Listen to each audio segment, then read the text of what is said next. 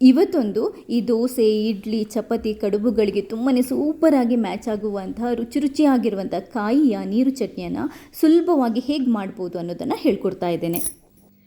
ನಿಮಗೆ ನನ್ನ ಈ ಸ್ಪೆಷಲ್ ರೆಸಿಪಿ ಇಷ್ಟ ಆದರೆ ಲೈಕ್ ಮಾಡಿ, ಬೇರೆಯವರಿಗೆ ಶೇರ್ ಮಾಡಿ ಕೂಡ. ಹಾಗೆಯೇ ಇಲ್ಲಿ ತನಕ ನೀವು ಯಾರಾದರೂ ನನ್ನ ಚಾನಲ್ಗೆ ಸಬ್ಸ್ಕ್ರೈಬ್ ಆಗಿಲ್ಲದಿದ್ದರೆ ದಯವಿಟ್ಟು ಸಬ್ಸ್ಕ್ರೈಬ್ ಆಗಿ, ಯಾಕಂತಂದರೆ ನಾನು ನೆಕ್ಸ್ಟ್ ಹಾಕುವಂಥ ಕೂಡ ಎಲ್ಲ ವಿಡಿಯೋಗಳನ್ನು ನೀವು ಮಿಸ್ ಮಾಡದೆ ನೋಡ್ಕೋಬೋದು. ಥ್ಯಾಂಕ್ಸ್ ಎಲ್ರಿಗೂ. ಈ ಸೂಪರ್ ಆಗಿರುವಂತಹ ಕಾಯಿಯ ನೀರು ಚಟ್ನಿ ಮಾಡಲಿಕ್ಕೆ ನಾನು 1 ಕಪ್ಪಷ್ಟು ನೋಡಿ ಕಾಯಿ ತುರಿನ ತಗೊಂಡಿದ್ದೇನೆ, ಫ್ರೆಶ್ ಆಗಿರುವಂಥದ್ದು.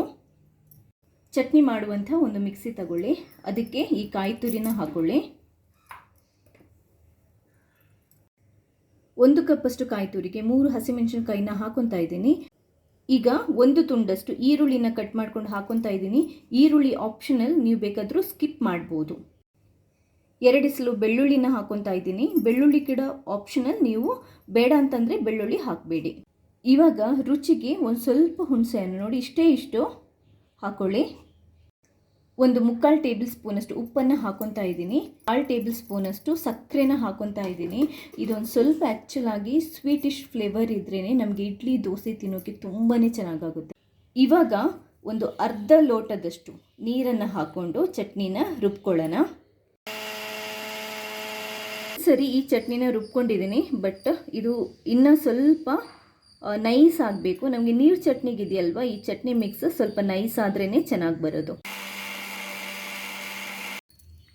ನೋಡಿ, ಇವಾಗ ಇದು ಸಾಫ್ಟ್ ಆಗಿದೆ, ಇಷ್ಟು ಸಾಕು. ಇವಾಗ ಒಂದು ಪಾತ್ರೆಗೆ ಇದನ್ನ ಹಾಕೊಳ್ಳಿ. ನೋಡಿ, ನಮಗೆ ನಾರ್ಮಲ್ ಕಾಯಿ ಚಟ್ನಿ ಅಂತಂದರೆ ಈ ಹದ ಸಾಕಾಗುತ್ತೆ. ನೀರು ಚಟ್ನಿ ಆಗಿರೋದ್ರಿಂದ ಇದಕ್ಕೆ ನಾವು ಸ್ವಲ್ಪ ನೀರನ್ನು ಹಾಕಿ ಇನ್ನೂ ತೆಳ್ಳಗೆ ಮಾಡ್ಕೋಬೇಕಾಗುತ್ತೆ. ರುಬ್ಬುವಾಗ ನಾನು ಈ ಲೋಟದಲ್ಲಿ, ಇದು ದೊಡ್ಡ ಲೋಟ, ಈ ಲೋಟದಲ್ಲಿ ಅರ್ಧ ಲೋಟದಷ್ಟು ನೀರನ್ನು ಹಾಕ್ಕೊಂಡಿದ್ದೇನೆ. ಇವಾಗ ಮತ್ತೆ 3/4 ಲೋಟದಷ್ಟು ನೀರನ್ನು ಹಾಕ್ತಾ ಇದ್ದೇನೆ. ನಿಮಗೆ ಯಾವ ಕನ್ಸಿಸ್ಟೆನ್ಸಿ ಬೇಕು ಆ ಹದಕ್ಕೆ ನೋಡಿಕೊಂಡು ನೀವು ನೀರನ್ನು ಅಡ್ಜಸ್ಟ್ ಮಾಡ್ಕೋಬೋದು. ಮಿಕ್ಸ್ ಮಾಡ್ಕೊಳ್ಳಿ ನೀಟಾಗಿ. ಹಾಗೆಯೇ ಉಪ್ಪು ಬೇಕಿದ್ರೆ ನೋಡ್ಕೊಂಡು ಅಡ್ಜಸ್ಟ್ ಮಾಡ್ಕೊಳ್ಳಿ. ಇದು ಪರ್ಫೆಕ್ಟ್ ಕನ್ಸಿಸ್ಟೆನ್ಸಿ. ನಿಮಗೆ ಇದಕ್ಕಿಂತ ಸ್ವಲ್ಪ ದಪ್ಪ ಬೇಕು ಅಂತಿದ್ರೆ ನೀರು ಕಮ್ಮಿ ಹಾಕ್ಕೊಳ್ಳಿ, ಇದಕ್ಕಿಂತ ಸ್ವಲ್ಪ ತೆಳ್ಳಗೆ ಬೇಕು ಅಂತಂದರೆ ನೀರನ್ನು ಒಂಚೂರು ಜಾಸ್ತಿ ಹಾಕ್ಕೊಳ್ಳಿ. ಇವಾಗ ಇದಕ್ಕೆ ಒಂದು ಸೂಪರ್ ಒಗ್ಗರಣೆ ಮಾಡಬೇಕು. ಇದೀಗ ಅರ್ಧ ಚಟ್ನಿ ಅಂತಲೇ ಹೇಳ್ಬೋದು. ಇದಕ್ಕೆ ಒಂದು ಸ್ಪೆಷಲ್ ಒಗ್ಗರಣೆ ಹಾಕಿದ್ರೇ ಈ ಚಟ್ನಿ ಪರ್ಫೆಕ್ಟ್ ಆಗೋದು. ಆಮೇಲೆ ಒಂದು ಒಗ್ಗರಣೆ ಪ್ಯಾನ್ ಇಟ್ಟು ಮೀಡಿಯಂ ಫ್ಲೇಮಲ್ಲಿ ಬಿಸಿ ಮಾಡ್ಕೊಳ್ಳಿ. ಅದಾದ ನಂತರ ಒಂದು 2 ಟೇಬಲ್ ಸ್ಪೂನಷ್ಟು ಕೊಕೊನಟ್ ಆಯಿಲನ್ನು ಹಾಕೊತಾ ಇದ್ದೀನಿ. ನೀವು ಕುಕ್ಕಿಂಗ್ ಆಯಿಲ್ ಯಾವುದು ಬೇಕಾದರೂ ಯೂಸ್ ಮಾಡ್ಬೋದು. ಇದಕ್ಕೆ 1 ಟೇಬಲ್ ಸ್ಪೂನಷ್ಟು ಸಾಸಿವೆನ ಹಾಕೊಳ್ಳಿ.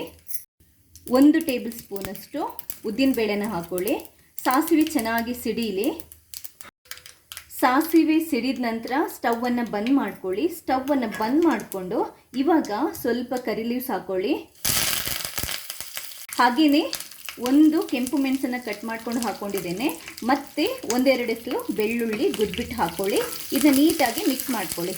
ಇಷ್ಟೇ ನೋಡಿ ಒಗ್ಗರಣೆಗೆ ನಾವು ಹಾಕಬೇಕಾಗಿರೋದು, ಇನ್ನೇನಿಲ್ಲ. ಇದೊಂಚೂರು ನಿಮ್ಗೆ ಈಗ ಕ್ರಿಸ್ಪಿ ಆಗಿರೋದು ಕಾಣುತ್ತಲ್ವಾ, ಕರಿಬೇವು, ಇಷ್ಟು ಸಾಕು. ಇವಾಗ ಒಗ್ಗರಣೆ ಹಾಕೊಳ್ಳೋಣ ಚಟ್ನಿಗೆ. ಇವಾಗ ರೆಡಿ ಮಾಡಿಟ್ಕೊಂಡಿರುವಂತಹ ಚಟ್ನಿಗೆ ಈ ಒಗ್ಗರಣೆನ ಹಾಕೊಳ್ಳಿ. ಒಗ್ಗರಣೆ ಹಾಕಿದ ಕೂಡಲೇ ಒಂದು ಮುಚ್ಚಳನ ಮುಚ್ಚಿಟ್ಬಿಡಿ. ಯಾಕೆ ಮುಚ್ಚಿಡೋದು ಅಂತಂದರೆ ಆ ಪರಿಮಳ ಇದೆಯಲ್ಲ, ಒಗ್ಗರಣೆ ಪರಿಮಳ ಅವಾಗ ಚಟ್ನಿಯಲ್ಲೇ ಇರುತ್ತೆ, ಹೊರಗಡೆ ಹೋಗಲ್ಲ. ಒಂದು 5 ನಿಮಿಷದ ನಂತರ ಇದನ್ನ ನೀವು ತೆಗೆದ್ಬಿಟ್ಟು ಯೂಸ್ ಮಾಡ್ಬೋದು.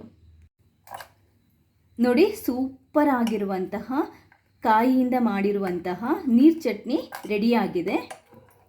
ಕಾಯಿಯ ಈ ಚಟ್ನಿ ದೋಸೆಗೆ, ಇಡ್ಲಿಗೆ, ಹಾಗೆಯೇ ಕಡುಬು ಎಲ್ಲ ಮಾಡ್ತೀವಲ್ವ, ಅದಕ್ಕೆ ಎಷ್ಟು ಸೂಪರ್ ಆಗಿರುತ್ತೆ ಅಂತಂದರೆ ನೀವು ಒಂದ್ಸರಿ ಟ್ರೈ ಮಾಡಿದ್ರೇ ನಿಮಗೆ ಗೊತ್ತಾಗುತ್ತೆ.